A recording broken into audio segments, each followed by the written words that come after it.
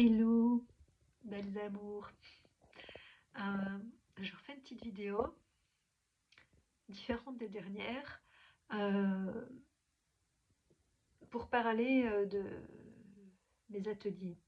Je fais plus trop de pub pour l'instant parce que je me concentre sur ma recherche de boulot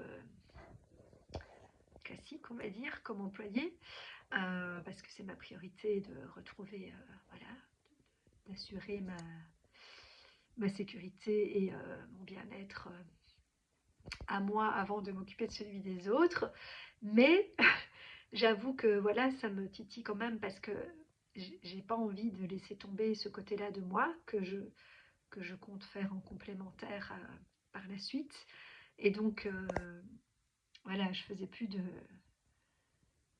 pub parce que je voulais d'abord retrouver un boulot avant de mettre ça en complément.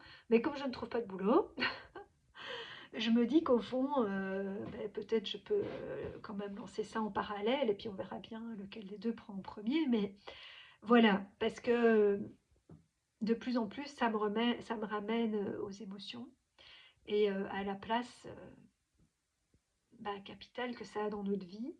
Et pourtant, une place très négligée dans la société, dans l'enseignement, dans l'éducation, dans le boulot, enfin bref, où les émotions n'ont soi-disant pas trop leur place.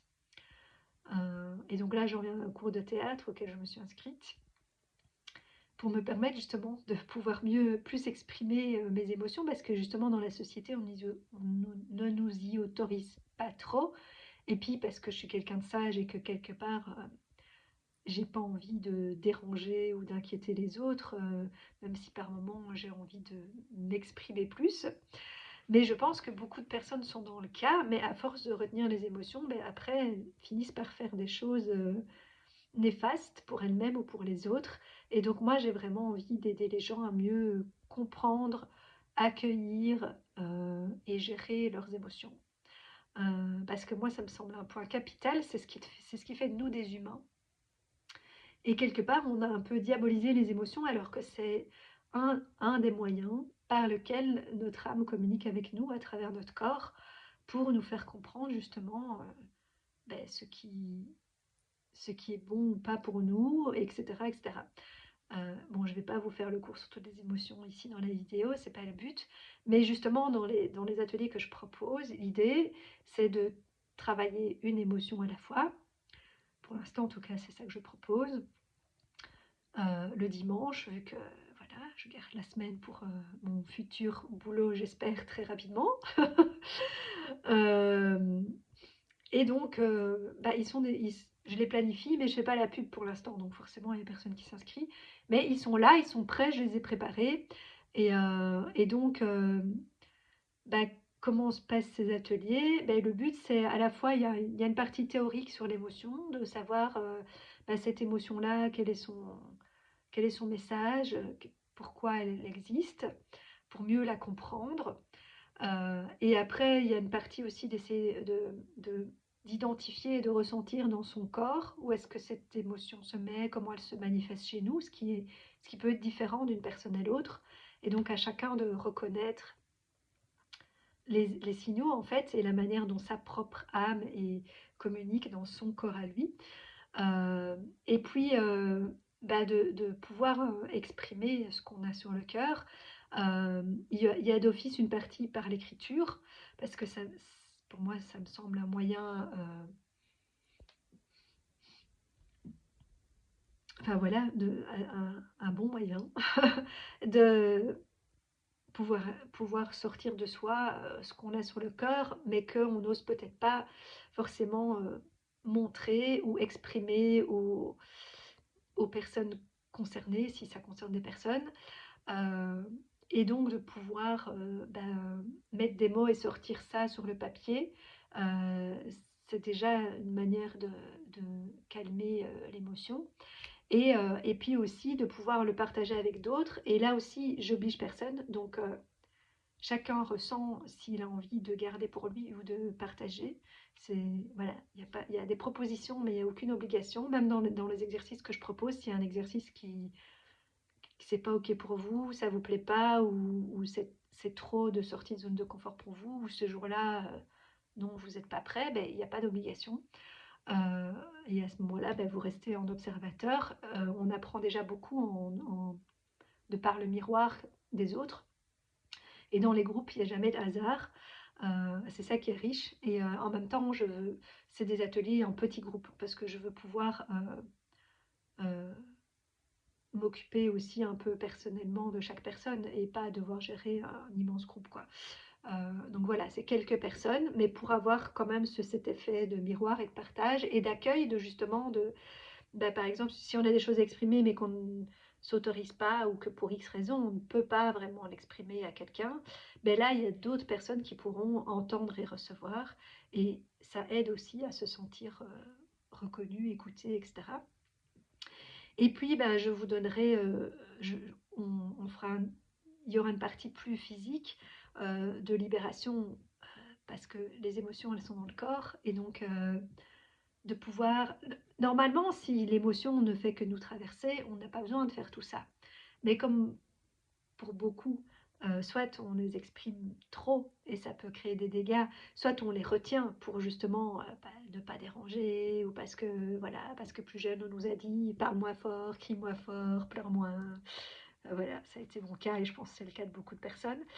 Euh, Parce que c'est comme ça qu'était l'éducation à l'époque et qu'on ne se rendait pas compte vraiment du rôle des émotions. Euh, et donc, ben, une fois qu'elles sont restées enfermées dans le corps, ben, on a besoin de les libérer du corps. Et donc, ben, je propose des exercices plus physiques et des rituels aussi, parce que ça aussi c'est très puissant de mettre, c'est symbolique, mais c'est un peu dire à la vie, voilà, je décide de, ou d'arrêter ce comportement-là, ou je mets fin à ça, ou enfin ça dépend aussi quelle émotion on travaille. Euh, voilà, et en général c'est assez puissant aussi de faire des rituels. Et donc, moi j'en ai toute une série dans mon je sais pas trop comment dire, ma bibliothèque d'outils. Et donc, bon, évidemment, lors d'un atelier, on ne pourra pas tous les faire, mais en fonction des besoins et des envies du groupe, de la météo aussi, parce qu'il y a des trucs qui se font dehors, euh, ben, on peut en choisir. Et les autres, je vous donnerai, je vous partagerai ma boîte à outils, parce que comme ça, vous pouvez aussi, après, chez vous, ben, faire des rituels ou des exercices qui peuvent euh, vous aider à l'expression de ces émotions. Parce que pour moi, vraiment, enfin, les émotions, c'est capital de ne pas les bloquer, parce qu'elles ne sont pas là pour rien, c'est un message. Et donc, si on les bloque, mais on ne peut pas, on ne reçoit pas le message en fait. Donc, il faut se laisser traverser pour pouvoir entendre le message et du coup, après, ben, ajuster sa vie en fonction, on va dire. Euh, Après, ben, on ne peut pas toujours le faire sur le moment même, parce que si on est dans une situation, je sais pas, au boulot, ou qu'il y a une urgence à régler, ou enfin bref, il y a des moments où on doit pouvoir quelque part bloquer son émotion temporairement, parce que c'est pas opportun à ce moment-là de trop la laisser s'exprimer. Mais il ne faut pas la bloquer trop longtemps, quoi. Dès que c'est possible, il faut se laisser ressentir et traverser par l'émotion, parce qu'elle vient, voilà, nous signifier quelque chose, et c'est important de comprendre son message, et, euh, et quelque part aussi d'arriver à canaliser un peu, gérer l'émotion pour qu'elle ne soit ni bloquée ni trop forte, et du coup ben, on peut l'exprimer sans en faire 3 tonnes. Après, si on a beaucoup retenu, ben alors on a tendance à en faire 3 tonnes, et oui, là ça peut être mal reçu. Donc voilà, c'est un peu tout ça que j'ai envie de vous donner des clés, et tout ça en toute bienveillance et non jugement, parce que chacun fait du mieux qu'il peut là où il en est, et donc des fois on gère pas bien, et même moi encore des fois il y a des moments où je gère pas bien mes émotions, parce que des fois on a des émotions trop fortes, ou que ce jour-là, bah, comme aujourd'hui je suis un peu malade, ou enfin il y a des moments où on est plus vulnérable pour X raisons, et donc bah, voilà, on n'est pas on gère plus ou moins bien en fonction de ce qui est possible pour nous. Mais finalement, l'important, c'est d'accueillir ça. Et si on se rend compte que ben, dans notre gestion, comme on a pu sur le moment, on s'est fait du mal à soi ou aux autres, ben, c'est de s'excuser et de dire, ben voilà, je suis désolée, voilà, j'étais sur le coup d'émotion, voilà, et de mettre des mots dessus. Et vis-à-vis de soi-même aussi, hein, de se pardonner et de se faire du bien si jamais on a été trop dur avec soi-même. Euh, voilà, c'est un peu tout ça que j'ai envie de transmettre dans mes ateliers. Euh, voilà, après je ne vais pas vous décrire tout, mais donc voilà, c'est des ateliers de 3 heures. Et ça peut se faire en individuel aussi pour ceux qui n'ont pas envie de partager avec d'autres et qui ont envie d'être en toute intimité. Bon, à ce moment-là, peut-être ça peut durer que 2 heures et pas 3, parce que voilà, les 3 heures, c'est pour avoir le temps aussi de partager entre nous. Euh, voilà, et j'ai aussi fait une formation en cœur-denière qui est quelque part liée à ça, à la gestion des émotions, mais plus pour les enfants. Euh, donc voilà, c'est aussi quelque chose que je peux faire. J'ai mon petit diplôme là derrière avec les petites peluches de vice-versa sur lesquelles je me suis basée sur ces peluches pour faire aussi des ateliers que je propose aux adultes parce que nous avons tous un enfant intérieur et, euh, et nos émotions, elles sont beaucoup liées à cet enfant intérieur parce que c'est souvent euh, en fonction de comment on a géré nos émotions dans notre enfance qu'on les exprime étant adulte. Et donc en allant s'occuper de notre enfant intérieur, ben, on peut aussi devenir de meilleurs adultes. Voilà, c'était pour la petite pub. Euh, parce qu'au fond, ben, je sens que j'ai quand même envie d'exprimer cette part-là de moi aussi. Et donc même si j'ai j'ai envie de contribuer au système aussi dans des côtés plus classiques et plus pratico-pratiques de la société qui sont tout aussi importants, hein. Euh, mais pour moi, les émotions, ça reste, enfin voilà, les émotions et l'expression sous toutes ses formes, euh, ben, c'est quelque chose d'important pour moi. Et donc, ben, j'ai aussi envie de contribuer à ça. Alors, ben, je le fais dans mes loisirs, comme là, avec le cours de théâtre, où j'ai fait partie d'une chorale aussi, où on partageait plein de beaux messages via le chant. Euh, mais je me dis que si je peux aussi accompagner des gens pour les aider à eux trouver des moyens d'expression ou de meilleure gestion de leurs émotions, ben voilà, je me sentirais utile et en fait, moi, ça me fait du bien de voir les autres aller bien. Et j'espère que c'est vers un monde comme ça qu'on va, euh, où on a à la fois envie de prendre soin de soi et de se sentir bien. C'est pour ça que je veux d'abord prendre soin aussi de mes besoins et de financièrement me refaire une santé à ce niveau-là aussi. Euh, mais j'ai aussi, enfin, ça fait partie de ma nature, j'ai envie j'aime pas le mot aider, mais accompagner les autres et offrir, je sais pas, le- mes potentiels et mes qualités au monde et donc et aux personnes à qui elles sont utiles, quoi. Voilà. Et donc, après, ben, il faut qu'il y ait une demande. Donc, c'est ça aussi que finalement, je ne me suis pas, je sais, j'ai déjà dit plein de fois, mais je ne me suis pas lancée à plein temps comme thérapeute ou coach ou quoi, parce que, comme j'ai dit, c'est quelque chose qui fait partie de moi et finalement, j'ai toujours été psy, coach ou thérapeute, même si j'avais pas diplôme officiel, mais j'ai toujours fait dans ma vie avec les gens qui faisaient partie de ma vie. Euh, et j'ai pas, en fait, j'ai pas envie que ce soit un business. Après, ben, c'est logique que si je donne de mon temps pour accompagner des gens, je sois payée, mais je veux pas que ma survie en dépende justement. Et donc c'est pour ça que finalement, ben, voilà, je préfère avoir un boulot euh, comme employé ou on verra bien après le statut que ça prendra par la suite. Mais au départ, voilà, c'est l'idée.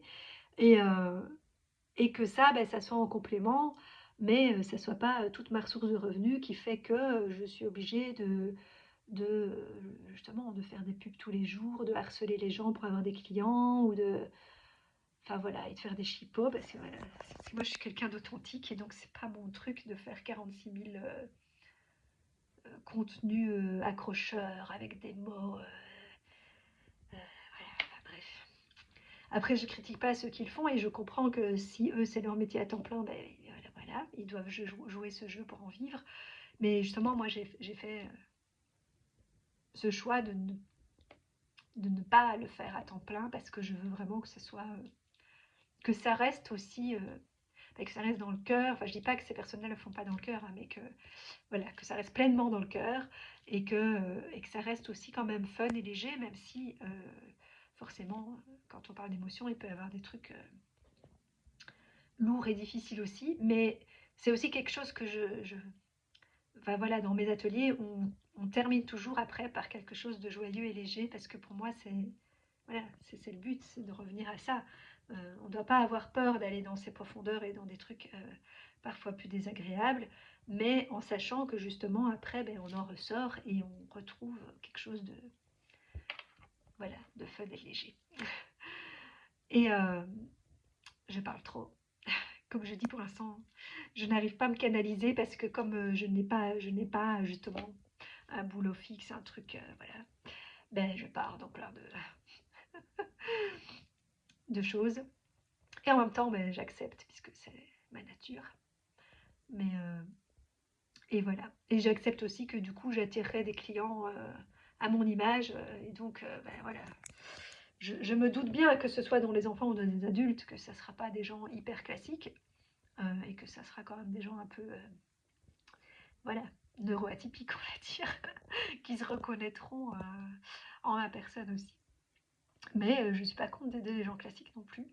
Et j'ai moi-même joué à la personne classique pendant très longtemps. Donc voilà, d'ailleurs je pense que beaucoup de gens classiques ne sont pas si classiques que ça, mais pareil, ils sont laissés prendre dans le classique et la norme, et parce qu'ils ne s'autorisent pas à certains côtés d'eux.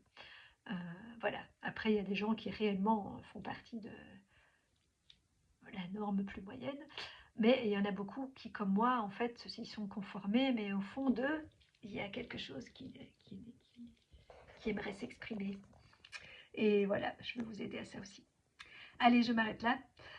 C'était la petite pub passagère au milieu de tous mes autres contenus gratuits, hein, parce que de toute façon, moi, je ne peux pas m'empêcher de partager. Mais voilà, après, ben, si je peux aussi ben, recevoir de l'abondance pour ce que je partage et voilà, et l'accompagnement que je peux, que je pourrais donner aux personnes qui en auraient, qui se sentiraient tirées appelées par ma personne, ben voilà, c'est légitime aussi. Allez, ben, belle soirée et ben, au plaisir de vous recevoir à un de mes ateliers ou séances individuelles. Ciao, ciao!